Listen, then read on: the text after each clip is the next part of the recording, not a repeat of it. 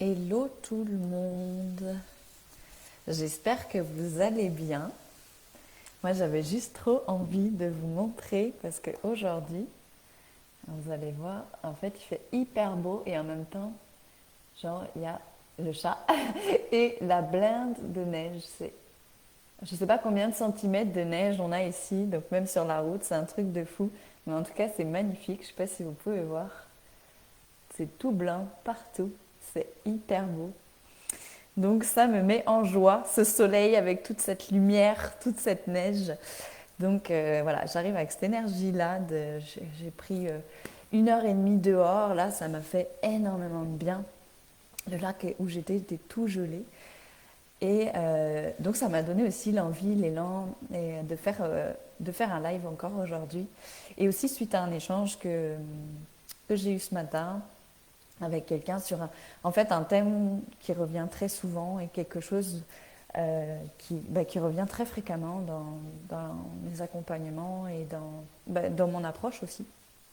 Donc à savoir euh, cette, euh, cette expérience que beaucoup de femmes, en tout cas je remarque que c'est plus les femmes, mais pas que, mais en tout cas je l'ai beaucoup beaucoup vu chez les femmes, euh, cette expérience finalement de perte de désir, mais au-delà de la perte du désir, de pouvoir vivre cette sensation que d'un coup il y a comme une sorte en fait, de rejet presque épidermique, parfois viscéral en fait, de l'autre ou de la relation sexuelle. Puis c'est pas toujours quelque chose qui est compris. En tout cas, moi, je sais que pendant des années, ça arrivait systématiquement que dans mes relations, alors soit ça arrivait très vite, soit ça arrivait au bout de plus ou moins longtemps, il y arrivait toujours un moment où il y avait finalement cette espèce de rejet, comme si mon corps refusait, comme si je pouvais plus. Il y avait une part de moi où je continuais d'avoir de l'amour, de l'affection pour l'autre, puis où je voulais même avoir envie ou être disposée ou être prête à. Mais en même temps, il y avait comme quelque chose, ouais, le mot qui me vient, c'est vraiment d'épidermique, qui fait que ben, j'avais comme quelque chose qui me faisait non. Et je comprenais pas. Pendant très longtemps, je comprenais pas, puis même j'ai beaucoup culpabilisé. Je culpabilisais énormément, je me disais que j'avais un problème, que j'avais un souci, puis des fois c'était ce que mes partenaires me renvoyaient en me disant mais de toute façon, ben, le problème c'est toi, puisque c'est toi qui n'as pas envie. Et donc, j'ai fini par croire ça, par me dire aussi, ben, mais oui, qu'est-ce qui cloche chez moi? Qu'est-ce qui fait que d'un coup, j'ai plus envie euh, ou que c'est comme si ça devient fermé? Qu'est-ce qui se passe chez moi? Puis, c'était très, très, très souffrant pendant de nombreuses années et, euh, et je comprenais pas. Donc, il y a eu vraiment des phases où je tombais dans le fait d'essayer de me forcer ou d'y aller quand même. Puis, en fait, ça marchait pas. Enfin, voilà, des trucs qui devenaient vraiment pas sains. Puis à un moment donné, de me forcer, c'était juste devenu impossible. Donc, j'assumais le fait que, ben non, là, je peux plus ou j'ai plus envie. Puis je ne savais pas forcément expliquer pourquoi. Mais je me rappelle d'une fois avoir éclaté en sanglots, avoir dit à mon partenaire, mais j'aimerais pouvoir avoir envie, j'aimerais pouvoir être capable de, mais je ne sais pas pourquoi je ne peux pas. Et où moi-même, ça me déchirait en fait, où c'était une souffrance parce que, ben, comme je l'ai déjà partagé, pour moi, ça a toujours été une quête et j'ai toujours senti finalement que la sexualité pouvait être quelque chose de tellement nourrissant, épanouissant. Puis en plus, c'était ce que je vivais à certains moments vraiment parce que j'ai toujours eu cette connexion très particulière à la sexualité sacrée, à cette énergie-là, ben, où je vivais des moments d'éternité, des moments où ça nourrissait toutes les cellules de mon corps, où c'était puissant. Puis à un moment donné, c'était très frustrant qu'il y ait cette fermeture. Et beaucoup de femmes, je le constate, vivent ça et culpabilisent ou pensent qu'elles ont un problème. Et là où pour moi, ça devient, entre guillemets, comment je pourrais dire ça?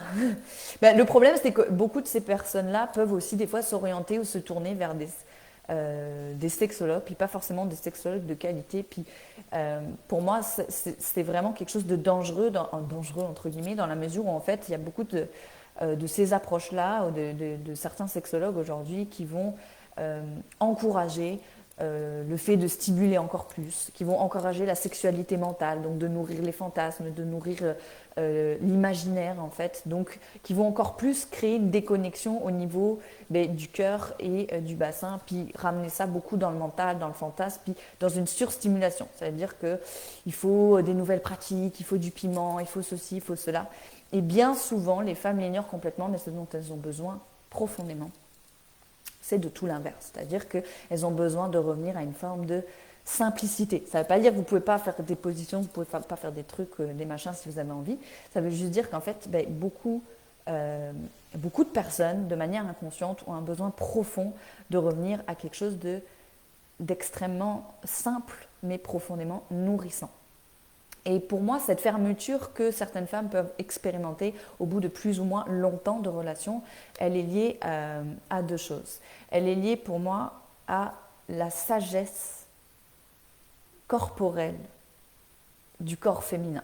C'est-à-dire que le corps féminin a naturellement une sagesse cellulaire qui fait que quand l'acte sexuel n'est pas utilisé comme un canal de circulation d'amour, peu importe l'amour qu'on a pour quelqu'un, c'est-à-dire que quand il n'y a pas la conscience suffisante qui permet que la femme se sente honorée, aimée et qu'elle se sente justement aussi remplie d'amour à travers le canal de la sexualité, petit à petit, c'est même pas quelque chose, c'est absolument pas décidé mentalement, petit à petit le corps se ferme. Puis ça ne veut pas forcément dire que l'homme il n'aime pas la femme en question, ça veut juste dire que ce qu'il y a à regarder, c'est dans quelle mesure l'un et l'autre sont en capacité vraiment de s'ouvrir, parce que c'est une chose d'aimer quelqu'un, c'en est une autre de s'abandonner complètement à l'autre, de s'abandonner complètement à la relation, de s'ouvrir complètement dans tout ce qu'on est aussi, dans toute notre vulnérabilité et de se livrer complètement. Parce que fondamentalement, je suis convaincue que c'est ça dont on a tous besoin, de vraiment s'abandonner, de s'ouvrir complètement, de se donner complètement, de pas s'oublier. Je fais vraiment une distinction entre les deux. Il ne s'agit surtout pas de s'oublier.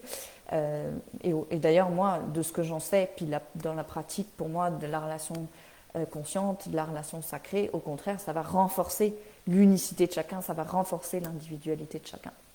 Mais donc, pour moi, c'est cette première chose qui fait que, naturellement, le corps va se fermer.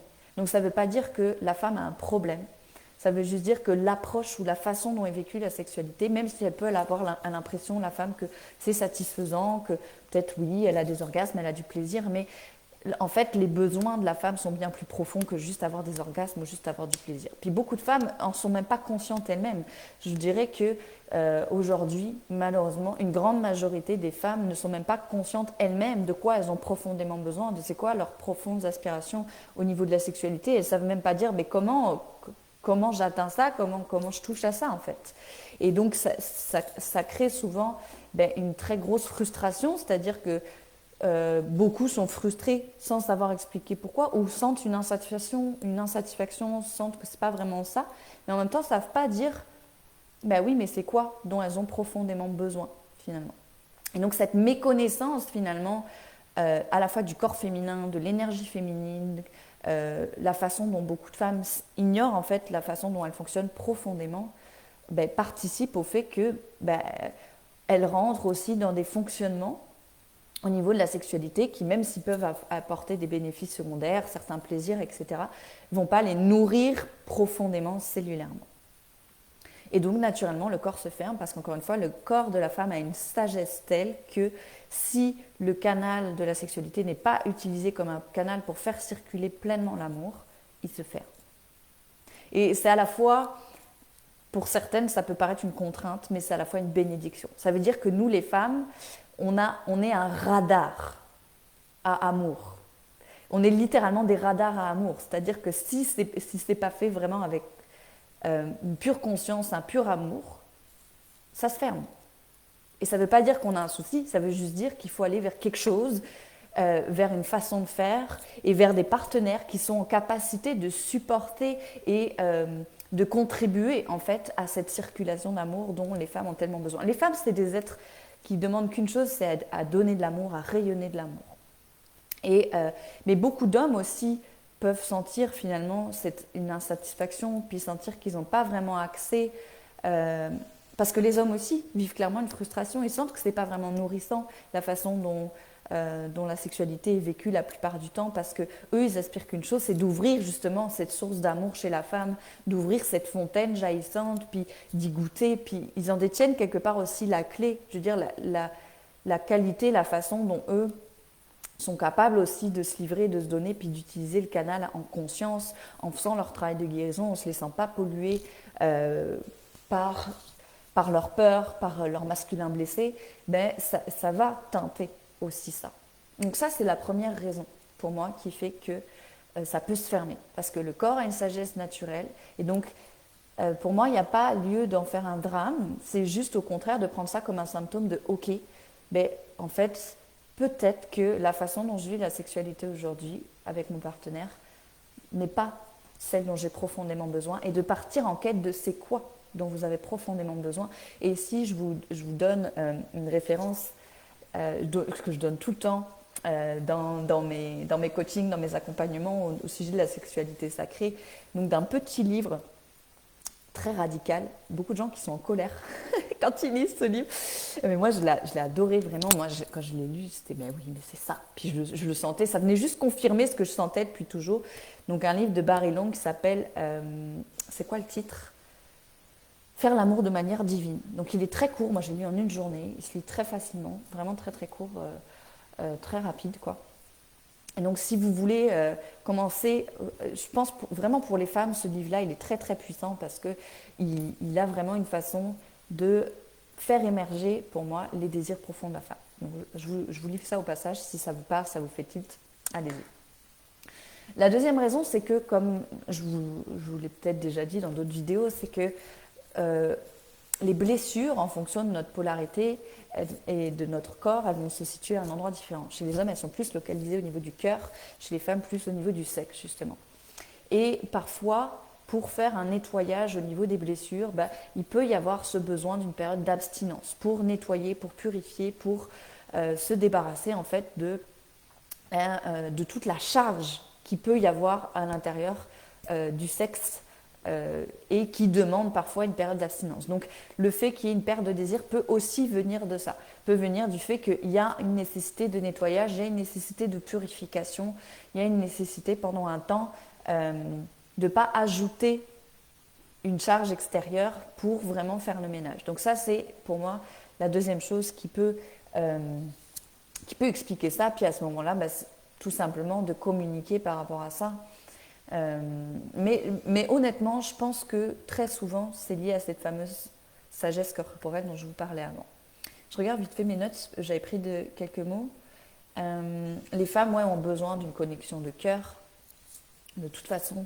Et quand il n'y a pas cette ouverture de cœur qui se fait chez l'homme et qui redistribue, qui refait circuler l'amour dans le sexe, et que le sexe est utilisé plus comme un exutoire ou un moyen de décharge émotionnelle, c'est sûr qu'à un moment donné, il va y avoir une fermeture. Parce que toute femme au monde n'aspire pas à être une poubelle émotionnelle.